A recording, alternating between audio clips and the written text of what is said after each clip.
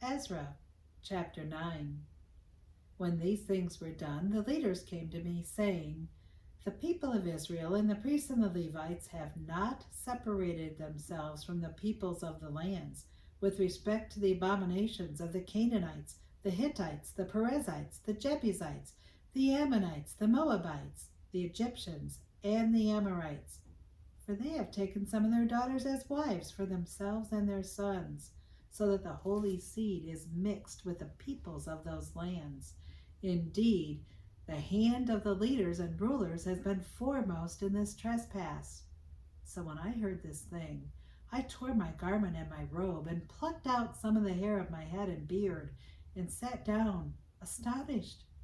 Then everyone who trembled at the words of the God of Israel assembled to me, because of the transgression of those who had been carried away captive, and I sat, astonished, until the evening sacrifice. At the evening sacrifice I arose from my fasting, and having torn my garment and my robe, I fell on my knees and spread out my hands to the Lord my God. And I said, O my God, I am too ashamed and humiliated to lift up my face to you, my God, for our iniquities have risen higher than our heads, and our guilt has grown up to the heavens. Since the days of our fathers to this day, we have been very guilty. And for our iniquities we, our kings and our priests, have been delivered into the hand of the kings of the lands, to the sword, to captivity, to plunder, and to humiliation, as it is to this day. And now for a little while grace has been shown from the Lord our God, to leave us a remnant to escape, and to give us a peg in his holy place, that our God may enlighten our eyes and give us a measure of revival in our bondage. For we were slaves.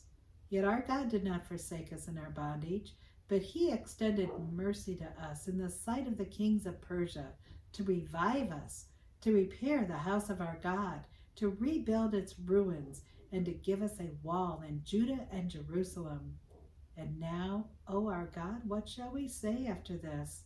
For we have forsaken your commandments, which you commanded by your servants the prophets, saying, The land which you are entering to possess is an unclean land, with the uncleanness of the peoples of the lands, with their abominations which have filled it from one end to another with their impurity.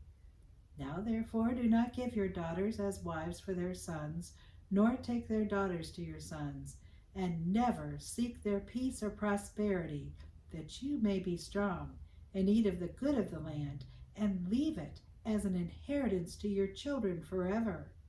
And after all that has come upon us for our evil deeds and for our great guilt, since you, our God, have punished us less than our iniquities deserve, and have given us such deliverance as this, should we again break your commandments and join in marriage with people committing these abominations? Would you not be angry with us until you had consumed us, so that there would be no remnant or survivor? O Lord God of Israel, you are righteous, for we are left as a remnant, as it is to this day. Here we are before you in our guilt, though no one can stand before you because of this. God, thank you for the book of Ezra.